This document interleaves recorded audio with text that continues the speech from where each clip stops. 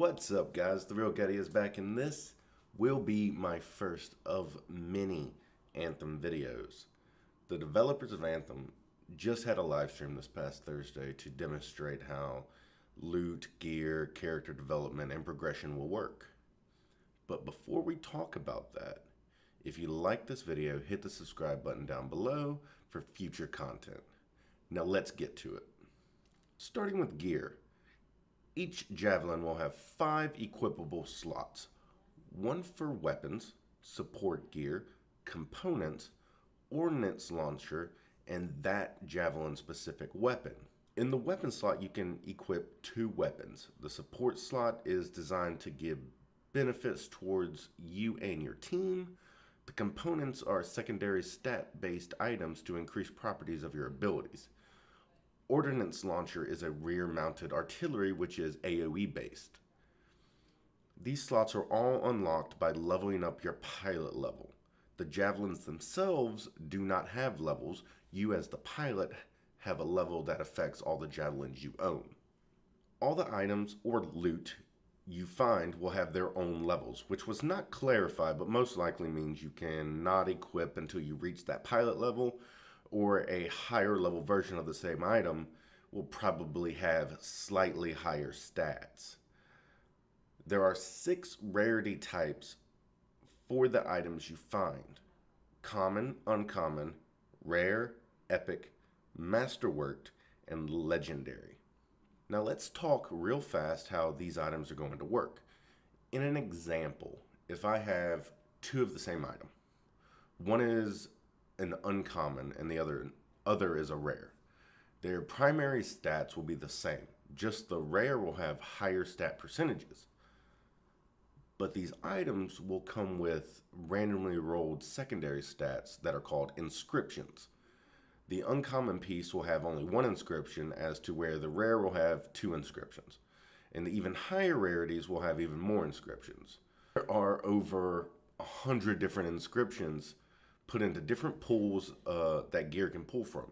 Now, here is where things get interesting and fun for me. The masterworked and legendary versions of those items will have a unique ability, which is specific to that weapon. So if you get another masterwork version of a weapon, the same weapon, it's going to have the same unique ability on it.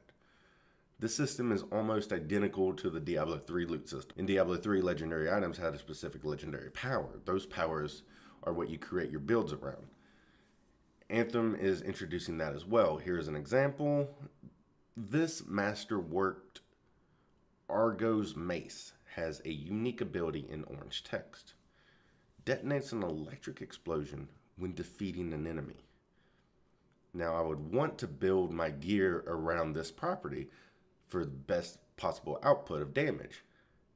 And I think this is fun because the multitude of possible builds you could create. I'm excited to just spend hours customizing my build for optimal damage output. I used to love it in Diablo 3. I still love it in Diablo 3. I play Diablo 3 all the time. Some people might not like that though, but I do. And much like Diablo 3, the drop chance for masterwork and legendary gear is increased the higher difficulty you play on. Anthem will have 6 different difficulties. The first 3 difficulties will be available at launch of the game. So at like level 1, you'll be able to play the first 3 difficulties, which are Lancer, Freelancer, and Master. The other 3 difficulty tiers, which are Grandmaster 1, Grandmaster 2, and Grandmaster 3, will unlock as you level up and your gear score goes up. Also, another system Anthem is taking from another game. BioWare is paying homage to their own game, Mass Effect. Now, this is a combat system, the primer and detonator combo system. Some weapons will add a status effect, or aka a primer. And I assume you can stack primers, don't know yet till we actually play the game, but you then switch to a different weapon that has a detonator effect, or an ability that has a detonator effect, or your teammate can do it. and it creates a combo which is going to be a massive damage output. The downside to this system is that it kind of creates a rotation of your abilities that need to be used in a specific order, especially if you're playing solo. You need to use the primer ability before the detonator to get the best damage output, but hopefully there will be multiple different primers and detonators so that the builds are always changing and you're not stuck with the exact same, just using the exact same weapons and abilities because they're the best ones, you know. All right, let's show a quick demonstration of gameplay from this live stream they had on Thursday. Hope you enjoy. Bar race. Now, watch what happens when I hover. Yeah, it's half. Much faster. Like, it's half. Ridiculous. And you can see they're the buffs on the left. Is that right? Yes. Yep. So yeah, let me do I can't that remember again. which one was which, but So Raptor's Relief is the cooldown reduction, and Raptor Sense is my weak point damage. Yeah. So you can see, and you see the electric explosion there that happened. Yeah. Okay. So let's do. So you've got to defeat an enemy with your missile launcher. So I'm going to do that. Oh, you didn't. Didn't kill him. It's okay. I do a bunch of damage with that grenade, so it's cool, and it comes back fast. Yeah, you better get on the ground. Okay. So let's see if we can get this here. Okay. So you defeated him. Oh, see the you got Victor's boost, I guess, which is grenade does extra damage, and then you got the grenade kill. Right. If that was a multi-kill, if it I was would have 3, gotten you shield. get your shield back, Yeah, and if right. it was 2, we'd see our ultimate meter Go up. dip up. And I think one of the bugs here is you have a bunch of plus thruster, and I think it's not quite working. What's not working, nor is the ultimate regeneration that I have. Oh, just base regeneration isn't working either. Yeah, so you'd be able to hover longer and probably get your ultimate even faster than what we're seeing here. Oh, I missed. That's fine, because if you miss, you got to get those weak point hits there. Yep. Okay, so while you're doing this, I'll field some extra questions as you keep explaining stuff. All right, so yeah, the grenades are really powerful, but slow, and we balance them that way. But this is a good way around that. Right. I ran into some So here you go. Now we're perfectly set up. Boom into. Oh, it didn't kill him. Yeah. Okay. So I chose hard difficulty. Oh, did you? Yeah. So that we didn't one-shot everything.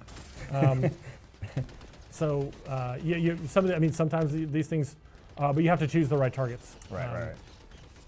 No, but I think, just even showing off how when you weren't hovering versus hovering, like look how fast those cooldowns are coming up. Yeah. Like it's crazy when you're in hover mode. And then Darren's actually doing something, may be subtle here, but he's purposely playing around the water. So as he's overheating, he's coming back and cooling himself faster by playing through the water. Right. So there's a lot of there's some environmental things you can do here to help. All right, Okay, there we go. Oh, that might be it. Nice. Okay. Oh, so your sniper ultimate's shot me out of the full. air. So if you also now, you could get your ultimate going. Yep. Awesome. All right, I'll answer some questions. Do bosses drop unique loot? Like if I did a stronghold and killed one of those giant gorilla-looking things, could I get, I don't know, a crazy quad-barreled shotgun? Man, I like the creativity in the question. I have to make that. So I think we've kind of addressed this, but generally the answer is by playing the game, there are loot tables, and the harder the content you play gives you higher chances of rarity amongst the loot tables. And those loot tables are kind of, if you're playing a ranger, you're more likely to get more ranger gear, or mostly ranger gear. Separately to that, we have a challenge system. So you can think of it as what some other games kind of use achievements as but there might be a challenge to be like, hey, go kill the giant gorilla thing 10 times, and on the 10th time you get a specific reward. And so we're trying to work out exactly how we'll kind of mix those challenges into the rest of the game. But the primary thing will be there are loot tables, and then between crafting and challenges, there'll be some outs to chase certain things. Okay, is there anything else you want to show? Because we're actually over time. Is there anything else you want to show here? I mean, not really. I think we've complicated this enough. There's more things I could add to this build. There's a whole bunch of other stuff that I thought I should put in here, but we wanted this to be the kickoff, right? So players could go, oh wow, okay. Just with those things they've told us, which is only a small subset of all of the options available, man, what are all the different kind of options and thoughts we have of cool things that we could do. So what we might do then is flip. Well, actually, you can just keep playing around for a bit. I'll answer a few more questions, and then we'll start to wrap it up. So supportability got asked as a question. Oh yeah, we didn't show it, which actually, for what you're doing here, would be super useful. Would have been super useful. Yeah. Let me see if I can. It's free play, folks. So I don't know where the people are. There we go. There was an event. Oh, you missed it. Those to the left. It's fine. There's some down there to the right. You don't I want me to shouldn't run into that backseat wall? drive. I think the lesson we You don't learned want me to right run into the now wall? is don't let cool. Ben backseat drive. I just need. So the equipment that I have here is the muster point, the rally point rather. So Don't you have Bulwark on? do I? Okay, you're right. So this puts a shield around me, so that the projectiles can't get in. Yep. It doesn't. It blocks them, which is super handy Oh, against wyverns. Do it. I was overheating. Remember? But I can pop it in the air. If I time it incorrectly, I can't. Yeah. So the Bulwark is.